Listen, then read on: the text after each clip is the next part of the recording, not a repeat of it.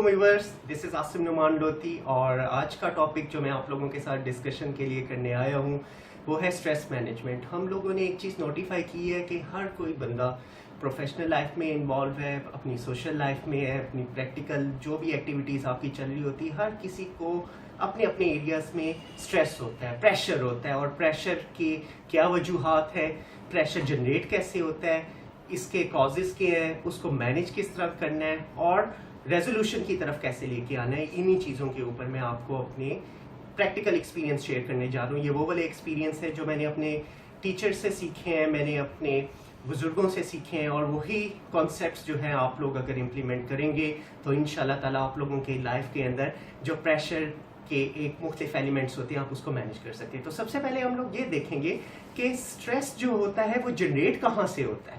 दूसरी चीज के ऊपर हम लोग फोकस करेंगे कि ये जो चीजें हमारे पास आती हैं हम इनको मैनेज कैसे करें। और तीसरी चीज जो है हम आखिर में देखेंगे कि इम्प्रूवमेंट पॉइंट्स, कि कौन कौन से इम्प्रूवमेंट पॉइंट्स हैं अगर जिनको हम लोग अपने अंदर लेके आएंगे तो हमारे बहुत सारे प्रॉब्लम्स जो हैं वो सॉल्व हो सकते हैं। तो सबसे पहले हम लोग जिन चीज़ों के ऊपर डिस्कशन करने जा रहे हैं वो है स्ट्रेस कम्स फ्रॉम वेयर। तो जो स्ट्रेस होता है बेसिकली वो हमारे पास जो होते हैं, आप कहते हैं सबसे पहले किसी ना किसी एक बंदे की वजह से हो सकता है। लेट से आपको किसी से डर है, कोई खौफ है, और वो खौफ कैसा हो सकता है जिसने आपको हाईजैक किया हुआ है। और वो हाईजैकिंग कैसे हो सकती है, वो हाईजैकिंग ऐसे भी हो सकती है कि आप लेट से किसी ने आपके बारे में बैड कमेंट पास किया हुआ है, किसी ने आपको जो है वो आपकी पर्सनैलिटी से रिलेटेड डिस्कशंस की, एक एलिमेंट हो सकता है। जो दूसरा बिलीव होता है हमारे पास वो जनरेट होता है, कुछ मिथ्स होते हैं। और वो मिथ्स कैसे होते हैं, जो हमारे एंसेस्टर्स की तरफ से हमारे पास कॉन्टीन्यूसली आके ट्रांसफ़र हुए होते हैं। और वो क्या होता है कि लेट से जब हम बचपन में होते हैं तो हमारे बुजुर्ग हमें कहते हैं, डराते हैं मुख्तलिफ चीज़ों से, जिन भूतों की कहानियाँ होती हैं, कोई चुड़ैलों की होती है। तो उससे क्या होता है कि जब आप बड़े भी हो जाते हैं तो इम्पैक्ट क्या क्रिएट होता है कि आपकी थ्रू आउट लाइफ के अंदर वो चीज़ आपके माइंड के अंदर रहती है, वो आपके सबकॉन्शियस के अंदर वो प्रिजर्व रहती है। और उससे क्या होता है कि आप जब भी वो एलिमेंट आपके पास कोई ना कोई, आपके पास कोई ख्वाब वो चीज़ जब आती है तो आप में क्या वो वाली चीज़ें जो होती हैं रिकॉल होने लग जाती है, जिसकी वजह से आप स्ट्रेस के अंदर आ जाते हैं। तीसरी चीज़ जो हमारे लिए मोस्टली कॉमनली जो जनरेट होती है कि स्ट्रेस क्यों हमारे पास आता है, वो चीज़ आती है हमारे कुछ सेल्फ बिलीव्स होते हैं। और बिलीव्स के ऊपर मैं आपसे ये चीज़ डिस्कशन करूंगा कि दो तरह के बिलीव होते हैं। एक वो बिलीव होता है कि जो कि हम सबको पता है कि हमारा यकीन अल्लाह ताला की ज़ात के ऊपर होना चाहिए। ये हमारा समटाइम्स जब वीक होगा तो डेफिनेटली हमारे लिए स्ट्रेस की क्रिएशन जो होगी वो ऑटोमेटिकली जनरेट होगी। दूसरी चीज़ जो होती है सेल्फ बिलीफ के अंदर, वो क्या होता है, वो हमारा अपनी ज़ात के ऊपर जो होता है वो यकीन नहीं होता। मतलब हम लोग कोई भी काम करने लगे हैं तो हम लोगों के दिल के अंदर यही चीज़ आती है कि आया कि मैं इसको कर पाऊंगा कि नहीं कर पाऊंगा। तो जब बेयकीनी की सूरत हाल होती है तो डेफिनेटली क्या होता है कि आप लोगों के अंदर एक रेस्टलेसनेस फीलिंग होती है। और ये रेस्टलेसनेस फीलिंग कैसे जनरेट होती है, चाहे आप बिजनेस भी कर रहे हैं, चाहे आप जॉब भी कर रहे हैं, चाहे आप अपने घर को मैनेज भी कर रहे हैं, तो ऑटोमेटिकली आपके अंदर ये एलिमेंट्स जनरेट होंगे। और जो आपके पास इसके बाद जो नेक्स्ट पॉइंट आता है जो नंबर 3 के ऊपर, वो क्या चीज़ होती है कि लैक ऑफ मोटिवेशनल फैक्टर्स होते हैं। जब मोटिवेशनल फैक्टर्स आपके पास लैकनेस होगी, आपके पास सोर्स ऑफ एनर्जी नहीं होगी, आपके पास पैशन नहीं होगा, आपके पास लाइफ के अंदर कुछ करने का एक ऑब्जेक्टिव नहीं होगा, तो डेफिनेटली इसका रिजल्ट क्या निकलेगा, आपके अंदर एकदम ही स्ट्रेस जनरेट होने लगेगा। जब आप दूसरे लोगों को देखेंगे कि वो अपने अपने एरियाज़ में अपनी अपनी फील्ड्स के अंदर प्रोग्रेस कर रहे हैं, they are growing now, they are learning now, they are finding something new, always looking for something better now, तो उन चीज़ों के अंदर भी जब आप उन लोगों की प्रैक्टिसेस को देखेंगे तो आप एक हाईली स्ट्रेसफुल एनवायरनमेंट के अंदर हो जाएंगे।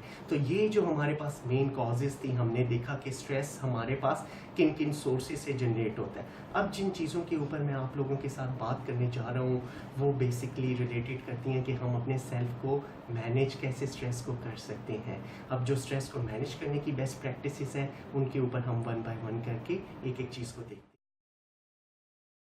पॉइंट है स्ट्रेस को मैनेज करने के लिए, उसमें नॉर्मली हम ये चीज़ आइडेंटिफाई करते हैं कि जो स्ट्रेस होता है आप याद रखिए उसको आप मैनेज नहीं कर सकते। एक चीज़ आप कर सकते हैं कि आप उस स्ट्रेस को सेल्फ मैनेजमेंट की एक्टिविटी की तरफ अगर आप अपने जाएंगे तो स्ट्रेस आपका ऑटोमेटिकली रिड्यूस हो जाएगा। और सेल्फ मैनेजमेंट क्या है कि जिसका मैंने आप लोगों के साथ बहुत दफ़ा अपने प्रीवियस लेक्चर्स के अंदर भी यही चीज़ें डिस्कशन की हुई हैं कि अपनी आइडेंटिफाई करें हिडन टैलेंट को, अपने हिडन एट्रीब्यूट्स को, अपनी पर्सनैलिटी को आइडेंटिफाई करें, अपनी वो वाली चीज़ों को पॉलिश करें कि जो आपकी मेन स्ट्रेंथ्स हैं। जब आप अपने अपने स्ट्रेंथ्स को जानना शुरू कर देंगे, उन एलिमेंट्स को आप इंस्पेक्ट करना शुरू कर देंगे, तो उसके असरात क्या होंगे कि आप ऑटोमेटिकली स्ट्रेस से रिलीज होते जाएंगे। स्ट्रेस आपका रिलीज होता जाएगा तो आप लोग कॉन्टीन्यूस इंप्रूवमेंट की तरफ जाते जाएंगे। दूसरा पॉइंट जो है जिसके ऊपर हम सब लोगों को वर्कआउट करना कहेंगे कि स्ट्रेस जो होता है always depends upon your skills not management, कि आप लोगों ने क्या करना है, always depends upon your skills के ऊपर अपने मैनेजमेंट करनी है। जब आप अपने स्किल्स को मैनेज करेंगे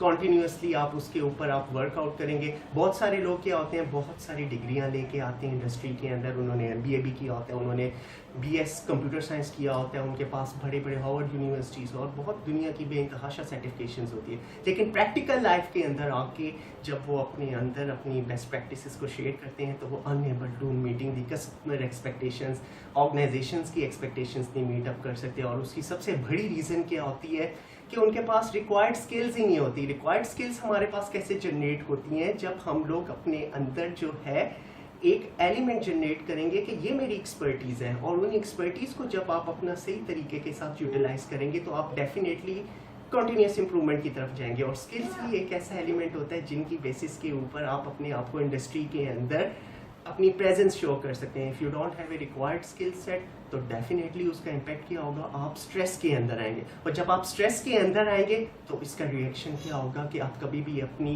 रिक्वायर्ड रिजल्ट्स नहीं लेके आ सकते। नंबर 3 जिसके ऊपर हमारे लिए एक और स्ट्रेस के एलिमेंट जनरेट होता है, और वो क्या है कि हमारी लर्निंग फिक्स नहीं होती। हम लोग क्या फील करते हैं, you can not fight with everything else unless and until आप अपने अंदर लर्निंग के एलिमेंट को हमेशा से इंप्रूवमेंट की तरफ नहीं लेके आएंगे। जब तक आप नई चीज़ें सीखेंगे नहीं, जब तक आप नई इंडस्ट्री की बेस्ट प्रैक्टिसेस को आइडेंटिफाई नहीं करेंगे, तो उसका रिएक्शन क्या होगा कि आपका सर्वाइवल जो होगा इंडस्ट्री के अंदर बहुत ज़्यादा मुश्किल होगा। और जब ये एलिमेंट होगा तो अब तो इतनी चीज़ें डायनामिकली तेज़ी के साथ चल रही हैं कि अगर आप सेल्स के ऊपर काम करें, अगर आप प्रॉपर्टी से रिलेटेड काम करें, अगर आप IT से रिलेटेड काम करें, आप टूल्स, टेक्नोलॉजी, बेस्ट प्रैक्टिसेस, ये सारी वो चीज़ें हैं कि हमें अपने अंदर कॉन्टीन्यूस इंप्रूवमेंट लेके आनी चाहिए। और अगर ये चीज़ें लर्निंग फैक्टर हमारा जहाँ पे भी फुल स्टॉप लग गया तो स्ट्रेस तो ऑटोमेटिकली हमारे पास जनरेट होगा ही होगा। तो स्ट्रेस को ओवरकम करने के लिए, इसको रिड्यूस करने के लिए हमें सबसे ज़्यादा जिस चीज़ के ऊपर कंसंट्रेशन की ज़रूरत है, हमने अपनी लर्निंग को कॉन्टीन्यूस रखना है। और जितना लर्न करेंगे, जैसा मैंने आपको लास्ट टाइम भी नोकिया की एग्जाम्पल दी थी कि वो कंपनीज जो अपने आप को कॉन्टीन्यूस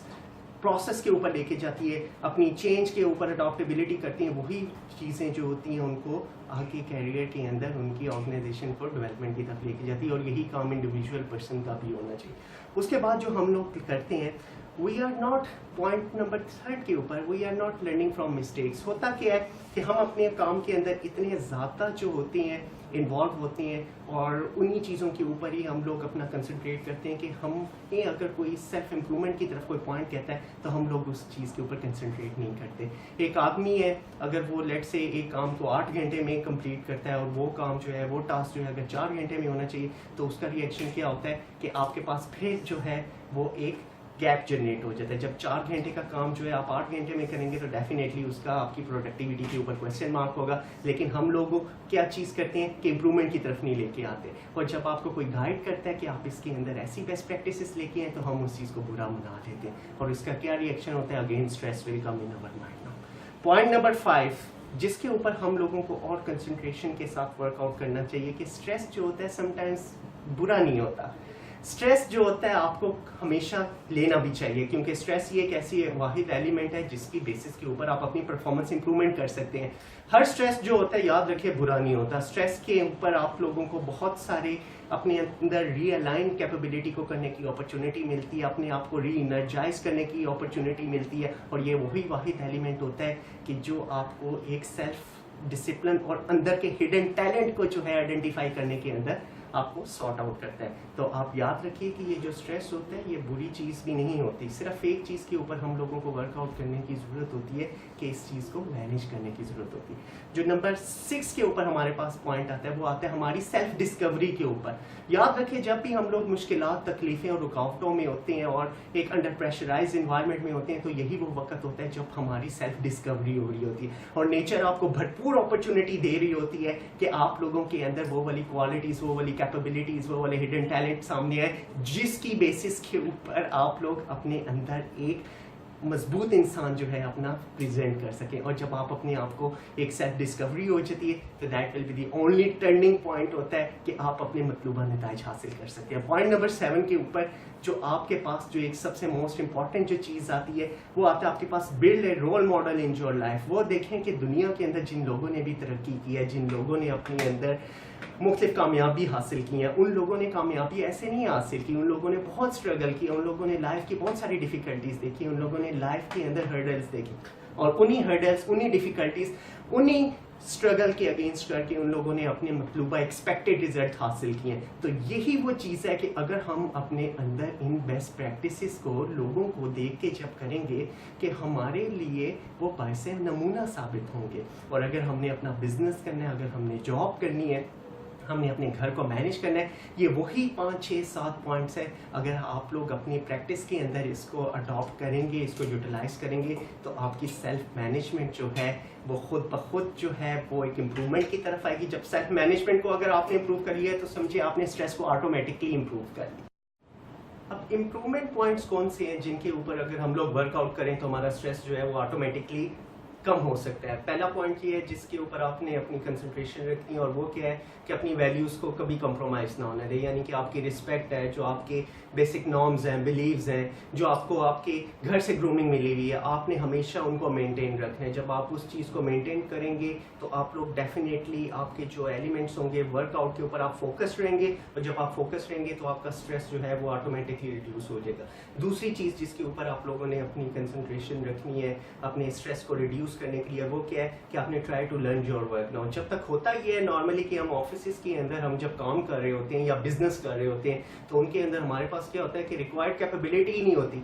जिस चीज़ के लिए हम लोग हायर हुए होते हैं, जिस चीज़ के लिए हम लोग अपनी एक्सपर्टीज शेयर कर रहे होते हैं, हमारे पास बहुत सारी एजुकेशन की डिग्रीज होती हैं लेकिन अनफॉर्चुनेटली वो रिक्वायर्ड स्किल्स ना होने की वजह से हम लोग अपने मतलूबा एक्सपेक्टेड रिजल्ट्स नहीं जनरेट कर सकते। और जब एक्सपेक्टेड रिजल्ट्स जनरेट नहीं होते तो क्या होता है हम लोगों को स्ट्रेस होता है और जब स्ट्रेस होगा तो डेफिनेटली हम लोग कभी भी इंप्रूवमेंट की तरफ नहीं आ सकते। तो इस चीज़ के ऊपर भी आप लोगों ने अपना काम करना है कि अपनी एक्सपर्टीज़ को जो है हमेशा वर्कआउट करना है। पॉइंट नंबर 3 कि अपनी इंक्रीज सोर्सेज ऑफ लर्निंग करें। जब आप अपने इंक्रीज सोर्सेज ऑफ लर्निंग करेंगे जितना आपके पास नॉलेज इंक्रीज होगा, जैसे कि मैंने आपको पहले भी ये चीज़ शेयर की है, उतनी ज़्यादा आपके पास विजडम आएगी। जब आपके पास विजडम आएगी लोग आपको हाईजैक नहीं कर सकेंगे और जब लोग हाईजैक नहीं कर सकेंगे तो इसका क्या मतलब है आपका स्ट्रेस ऑटोमेटिकली रिड्यूस हो गया और जब स्ट्रेस रिड्यूस हो गया तो आपकी सारी प्रॉब्लम्स रिड्यूस हो जाएंगी।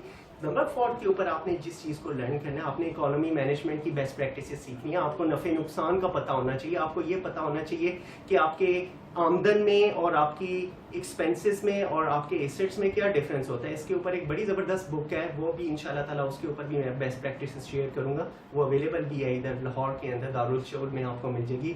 गुड है, जब आप इस चीज़ के ऊपर भी आप वर्कआउट करेंगे तो डेफिनेटली आपका स्ट्रेस जो है वो ऑटोमेटिकली रिड्यूस हो जाएगा। नंबर 5 के ऊपर जो आपने वर्कआउट करना है वो चीज़ की आपने ऑफिस मैनेजमेंट करनी है। ऑफिस मैनेजमेंट की बेस्ट प्रैक्टिसेस सीखें। आपकी ऑर्गेनाइजेशन में आपके मैनेजर्स की क्या एक्सपेक्टेशंस होती हैं, आपके जो बिजनेस ऑनर्स होते हैं उनकी क्या एक्सपेक्टेशंस होती हैं, उनको लर्न करने। जब उनको लर्न करेंगे तो आपका स्ट्रेस खुद ब खुद रिड्यूस हो जाएगा। 6 चीज़ के ऊपर आपने जिस चीज़ के ऊपर वर्कआउट करना है, आपने रिलेशनशिप मैनेजमेंट सीखनी है कि लोगों के साथ ताल्लुकात कैसे बनाने। जब लोगों के साथ ताल्लुकात बनाने की आपको बेस्ट प्रैक्टिसेस आ जाएंगी, नेटवर्किंग स्किल्स आ जाएंगी तो ऑटोमेटिकली आपकी बहुत सारी चीज़ें जो होती हैं वो स्ट्रेस रिड्यूस हो जाएगा। कल को आप डिफिकल्ट टाइम के अंदर अपनी उन चीज़ों को शेयरिंग कर सकते हैं। और पॉइंट नंबर 8 के ऊपर जो चीज़ आपके पास आती है, 7 के ऊपर सॉरी, वो है आपने हमेशा एक चीज़ को अपनी रिस्पेक्ट को मेंटेन रखना है, अपनी जो है एग्जिस्टेंस को, कि आपकी एक प्रेजेंस है, आपका एक आपका इम्पैक्ट है। जब आप उस चीज़ को करेंगे वर्कआउट तो आपका स्ट्रेस खुद ब खुद रिड्यूस हो जाएगा। और 8वां पॉइंट इन सब चीज़ों का अगर एब्स्ट्रैक्ट निकालें तो ये निकलता है कि ये सारी चीज़ें जो है आप लोगों को क्वेश्चंस प्रोवाइड करती हैं और ये जो क्वेश्चंस होते हैं बेसिकली यही वो चीज़ें होती हैं जो आपके अंदर कॉन्फिडेंस डेवलप करती हैं, आप लोगों को एक होप डेवलप करती हैं। और जब एक होप डेवलप होगी तो आप लोग डेफिनेटली अपनी इन सब चीज़ों को ओवरकम कर सकेंगे और आपका स्ट्रेस भी रिड्यूस हो जाएगा। आपको अपनी लाइफ के अंदर एक जर्नी जनरेट हो जाएगी, एक आपके अंदर फ्रूट जनरेट हो जाएगा, एक आपके अंदर एक एनर्जाइज वे के साथ अपने आप मतलूबा नताइज को हासिल कर सकते हैं। तो मैं उम्मीद करता हूँ कि आप इन 8 पॉइंट्स को जब तक अपनी लाइफ के अंदर इम्प्रूवमेंट्स के प्रोस्पेक्टिव अडॉप्ट करेंगे तो आपको आपके एक्सपेक्टेड रिजल्ट्स निकलेंगे, आपका स्ट्रेस लेवल कम हो जाएगा। जब स्ट्रेस लेवल कम होगा तो आपका सबकॉन्शियस रिलैक्स होकर आपको आपकी डेस्टिनेशन की तरफ जो है, आई होप आप लोगों ने आज स्ट्रेस मैनेजमेंट को एंजॉय किया होगा। आप मेरा चैनल सब्सक्राइब करें, यूट्यूब के ऊपर प्रोफेशनल फेसबुक का पेज लाइक करें, ताकि आप लोगों को मेरी लेटेस्ट अपडेट्स और नॉलेज शेयरिंग की बेस्ट प्रैक्टिसेस जो है आप लोगों के साथ शेयर होती रहे। मैं उम्मीद करता हूँ आप लोग अपने अपने लाइफ के अंदर बहुत सारी एरियाज के अंदर इंप्रूवमेंट करेंगे। Wish you good luck. Thank you so much.